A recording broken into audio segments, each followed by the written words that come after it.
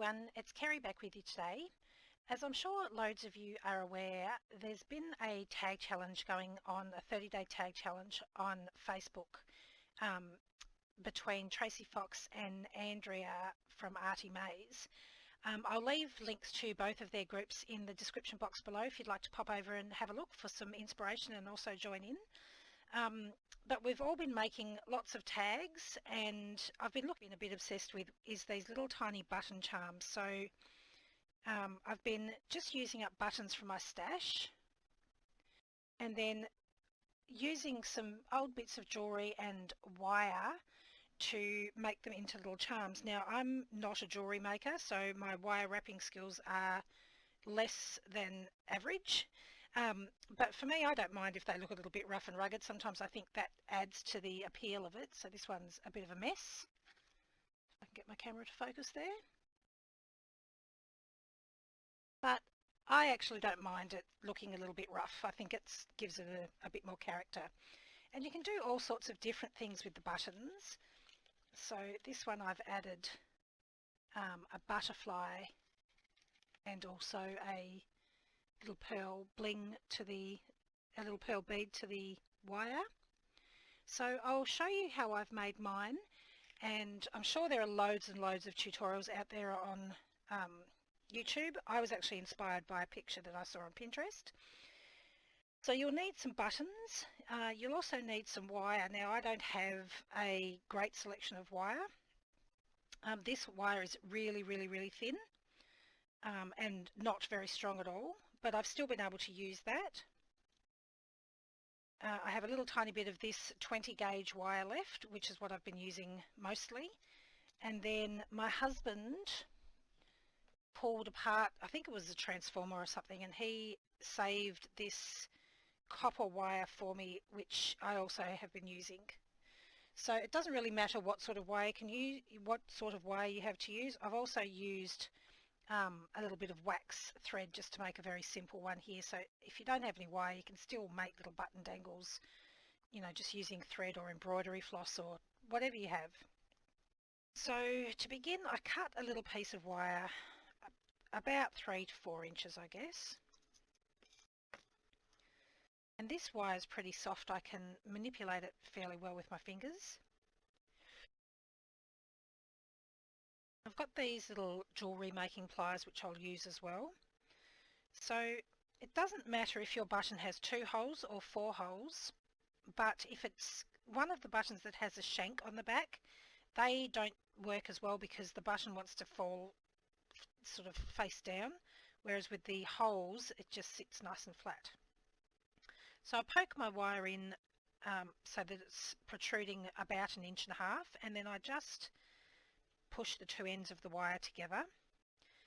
I take the short tail and push it down so it's sort of coming across the top of this piece of wire, and then I'm just going to wind that around this longer tail until all that wire is used up. Now this is pretty soft, so I can use my fingers for most of the job. Just need to use the pliers for that last little bit.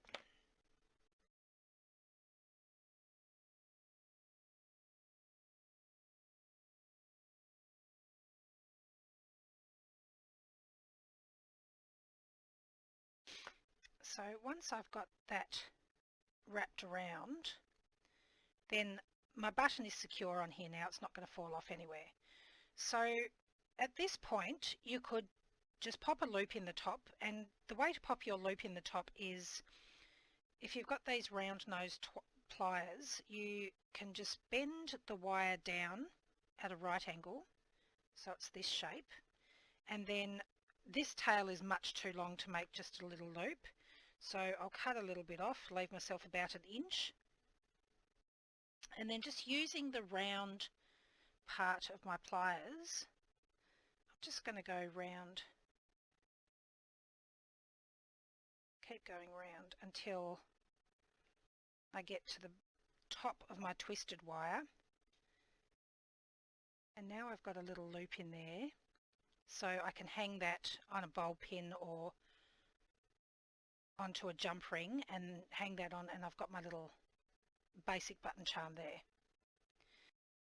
But if you want to, once you've gotten to this stage, so this one I've already twisted, we've just got this long tail left, you can add beads or other sort of decorations onto this wire and then make your buttons, you know, have a little bit more interest. So this one I've threaded on a bead cap and then another little pearl. Or this one here, I've used a bead that has a large hole, like this one, and that's actually covered up my twisted wire on my button, the twisted piece here. So what I've got in here is a couple of little beads. So I'll just pull this little bead out, that to my wire.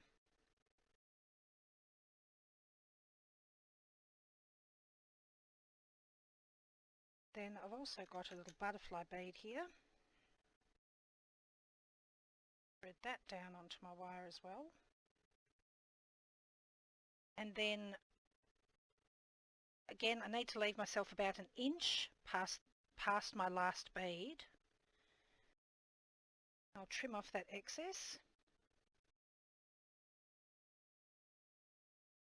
Then I'll bend this wire at 90 degrees from the top of my butterfly there, or my last bead. Then again, using my little round nose pliers, I'm just going to twist that wire, or roll that wire in between my pliers till I get to the top.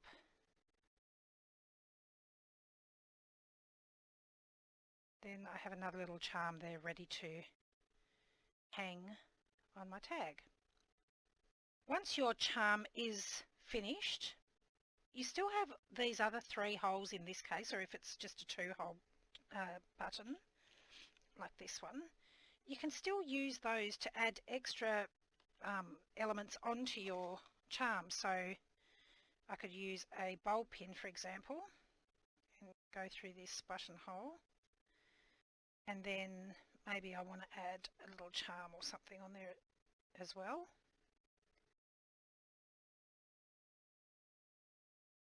So you end up with a much longer charm. Now if you don't have any wire, you could just use bowl pins to dangle your buttons, and you could use a couple of bowl pins. So I pop one through there, so that lets me just hang my button on like a charm. And then I could use another bowl pin to hang off the bottom of my button and hang something else.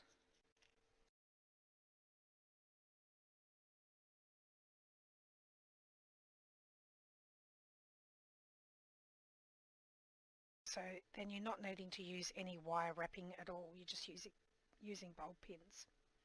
So with this really, really thin wire, what I normally do is pull off quite a long piece, probably about 12 inches.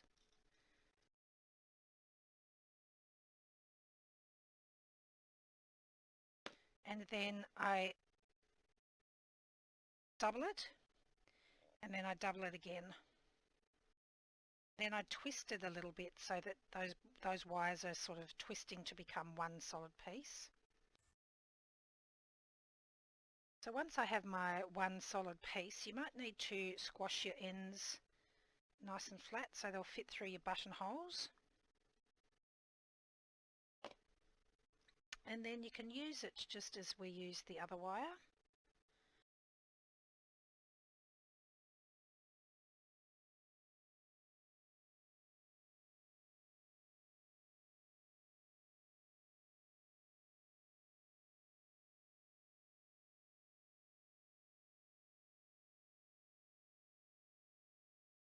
Thread a little bead on this one.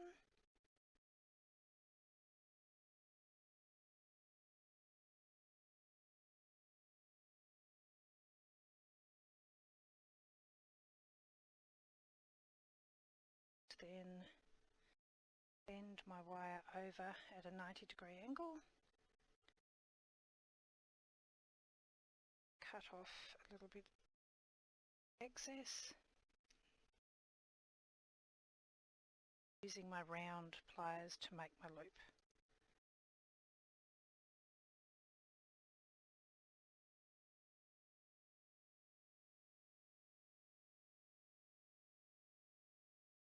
So there we go, and that one's ready to go as well. So there we go. I hope I've inspired you to have a go at making some of your own little button charms. Thanks so much for watching. I'll see you next time. Bye.